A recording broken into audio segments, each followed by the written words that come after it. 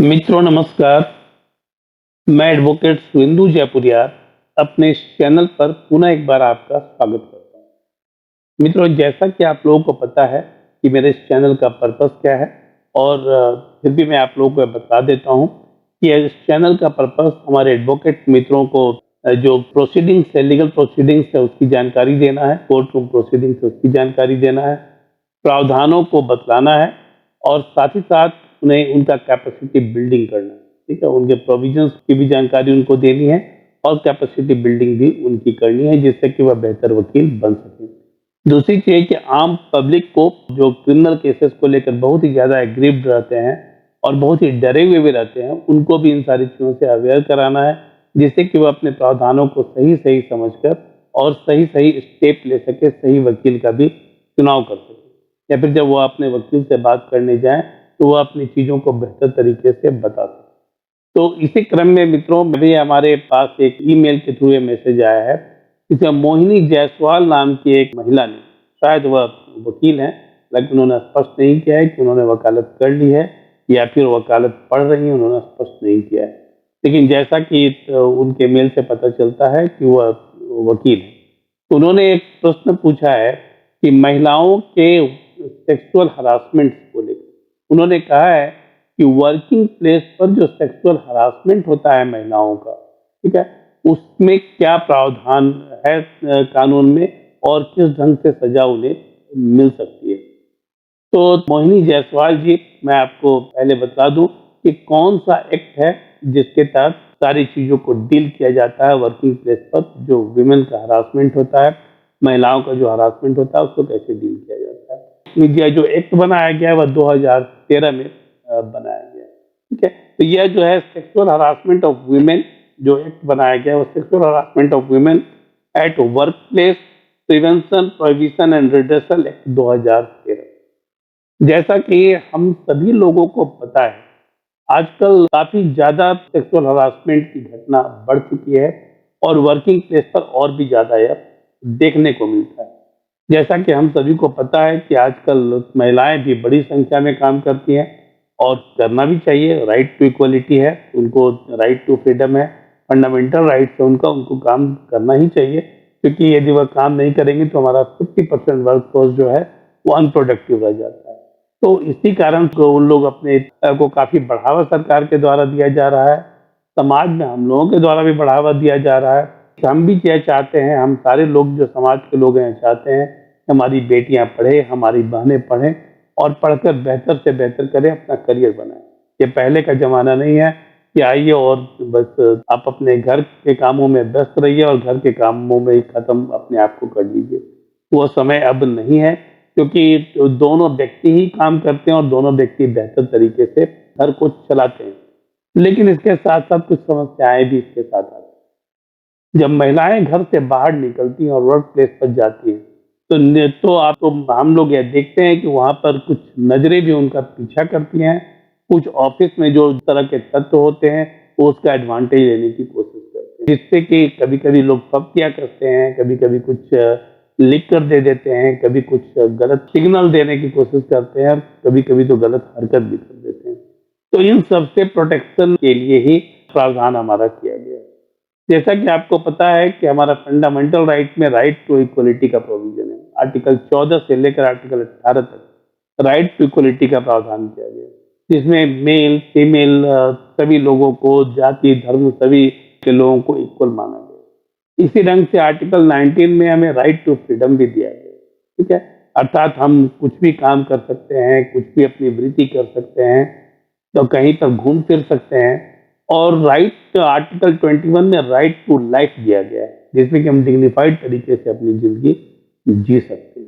तो ये सारी चीजें जो है, राइट टू इक्वलिटी है, राइट टू फ्रीडम है और राइट टू लाइफ है, ये सारी चीज हमारी डिग्निटी के साथ भी जुड़ी हुई है। तो हमारी डिग्निटी से हमारा मतलब है महिला और पुरुष दोनों के डिग्निटी से, क्योंकि हमारा संविधान महिला और पुरुषों में कोई भेद नहीं करता है। लेकिन हमारा समाज जो है वह कहीं ना कहीं थोड़ा बहुत भेद करता है इस मामले में, और इसी कारण सेक्सुअल जो हरासमेंट की घटना है वह होती है। वह जब भी जो हमारी पुरुष मानसिकता है, जो हमारी अधिनायकवादी मानसिकता है पुरुष की, जो पुरुषत्व की बात जो लोग करते हैं, वहीं पर यह बात आती है हरासमेंट की। वो जहाँ पर ये समझते हैं कि महिला जो है वह उपभोग की वस्तु है, वहाँ पर यह हरासमेंट की बात आती है।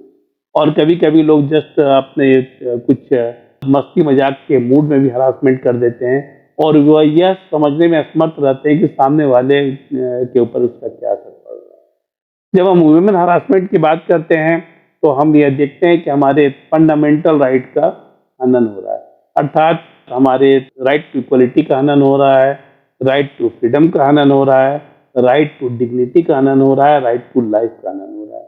और इसी कारण जब चूंकि यह फंडामेंटल राइट का हनन है, इंफ्रिंजमेंट ऑफ फंडामेंटल राइट है, तो निश्चित रूप से इस पर सरकार का भी ध्यान जाना चाहिए था, और इंटरनेशनल चार्टर्ड में भी यह बात आई, ये हरासमेंट की बात आई। तो मेरे कहने का मतलब यह है कि सिर्फ भारत की नहीं, पूरे विश्व में इस ढंग की घटनाएं होती हैं, और चूंकि महिलाएं बहुत बड़ी संख्या में नौकरी कर रही हैं तो इस तरह की घटनाएं बढ़ गई है।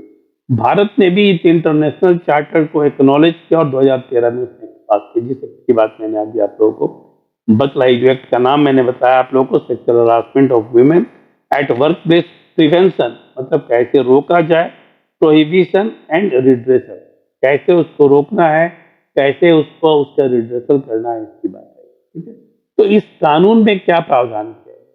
इस कानून में प्रावधान किया गया है कि किसी भी वर्किंग प्लेस पर एक जो है sexual harassment committee, sexual harassment से संबंधित जो है वह कमेटी बनाई जाएगी, और वह कमेटी को हेड करेगी महिला, उस कमेटी को हेड करेगी महिला, और जो एम्प्लाई हैं उसके 2 सदस्य उसके मेंबर होंगे, और एक एनजीओ का सदस्य जो बाहर से होगा, ये लोग होगा।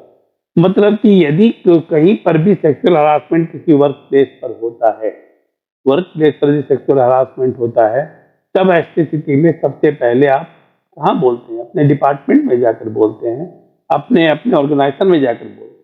तो ऑर्गेनाइजेशन में जब आप कंप्लेन करते हैं तो यह कंप्लेन जो है वह कमेटी के पास चला जाता है, और कमेटी यह देखती है कि वह जो सेक्सुअल हरासमेंट किया गया है वो सही है या गलत है। हम यह नहीं कहते हैं कि हर बार सही कंप्लेन होता है, कभी कभी गलत कंप्लेन भी होते हैं। कुछ लोग जो है वह कुछ महिलाएं भी गलत कंप्लेन करती हैं किसको, कुछ लोगों को परेशान करने के लिए, और कभी कभी गलतफहमी में भी कंप्लेन कर देती है। ठीक है ना, कुछ लोगों ने यदि नहीं भी किया तो उनको लगता है कि उन्हें तंग किया गया है, तो वह उस दृष्टिकोण से भी कंप्लेन हो जाता है। लेकिन मैं इस बात से इनकार नहीं कर रहा हूँ कि सेक्सुअल हरासमेंट नहीं होता है। तो यह जो सेक्सुअल हरासमेंट की घटना होती है, या फिर उन्हें लगता है कि सेक्सुअल हरासमेंट हुआ है, तो ऐसी स्थिति में वह जब अपने एम्प्लॉयर के पास कंप्लेन लेकर जाती हैं, तो एम्प्लॉयर उस कंप्लेन को भेज देता है जो सेक्सुअल हरासमेंट कमेटी है उसके पास, और वो कमेटी उसको देखती है और जांच करती है कि क्या है, और उसके अनुसार वह आगे की कार्रवाई करती है। दूसरी बात है कि डिस्ट्रिक्ट जो जिला पदाधिकारी हैं, हर एक जगह पर सेक्सुअल हरासमेंट से संबंधित जो कमेटी है, रिड्रेसल की जो कमेटी है, वो गठित करने की बात इसमें की गई है। तो जिला स्तर के पदाधिकारी हैं, जैसे कि जिलाधीश हैं, जिनको कि हम डीएम के नाम से और डीसी के नाम से जानते हैं, उनका यह काम है कि वो ब्लॉक के स्तर पर, पंचायत के स्तर पर, तालुका के स्तर पर, सभी स्तर पर इस ढंग की कमेटी का गठन करे। ठीक है, तो इस ढंग की कमेटी का गठन करे, और कहीं पर भी किसी भी वर्क प्लेस पर कहीं लगता है कि कोई हरासमेंट की घटना हुई है और कंप्लेन उन्हें आता है, तो उस कमेटी को उनको रेफर करना चाहिए, और रेफर करने के बाद उसकी रिपोर्ट के आधार पर कार्रवाई होनी चाहिए, उसकी रिपोर्ट के आधार पर कार्रवाई होनी चाहिए। तो जो सेक्सुअल हरासमेंट की घटना है, छेड़छाड़ की जो घटना है, वह निश्चित रूप से एक गंभीर मामला है। तो यदि किसी के साथ ऐसी छेड़छाड़ की घटना हुई है मोहिनी जी, तो सबसे पहले एम्प्लॉयर के पास शिकायत करें, और एम्प्लॉयर के बाद शिकायत करने के बाद वह कमेटी को भेजेंगे, कमेटी डिसाइड करेगी कि क्या करना है, नहीं करना। और यदि बहुत ही छोटी मोटी कोई घटना हुई है, लेकिन कोई भी घटना होती है तो मेंटल एगनी होती है, फिजिकल टॉर्चर होता है, तो इन सारी चीजों के लिए डिपार्टमेंट जो है वह जो कमेटी रिकमेंड करती है, और कमेटी जब यह देखती है तो उस पर कंपनसेशन भी मिलता है। ठीक है ना, कंपनसेशन भी मिलता है। लेकिन मैं आपको एक बात बता दूं कि सेक्सुअल हरासमेंट से कंपनसेशन से कंपनसेट नहीं होता। कंपनसेशन से कंप्लेन से कभी भी सेक्सुअल हरासमेंट कंपनसेट नहीं हो सकता है। तो ऐसी स्थिति में डिपार्टमेंट जो है उस व्यक्ति को जिसने इस कृत्य को किया है, जिसने इस एक्ट को किया है, उसे पनिश भी करता है। लेकिन इसके बावजूद भी यदि आपको लगता है कि उसके बावजूद भी घटना घट रही है और ये सारी चीजें हो रही है, तब ऐसी स्थिति में आप थाना में जाकर सेक्शन 354 के तहत केस कर सकती हैं। और यदि थाना नहीं जाना चाहती हैं तो कंप्लेन केस भी आप कोर्ट में कर सकती हैं और उससे भी आपको उसका वह जो है उसका रिड्रेसल मिल सकता है, उसका निदान मिल सकता है और सामने वाले को सजा हो सकती है। लेकिन सामान्यतः देखा जाता है कि जो सेक्सुअल हरासमेंट की घटना होती है किसी भी ऑर्गेनाइजेशन के अंदर, तो ऑर्गेनाइजेशन के अंदर ही उसको निपटा दिया जाता है। जो जो छेड़छाड़ जिसने की है उसे पनिश किया जाता है और जो ग्रीव्ड है महिला उनको कंपनसेट भी किया जाता है। तो ये सारे प्रावधान तो हमारे हैं जो सेक्सुअल हरासमेंट से संबंधित है।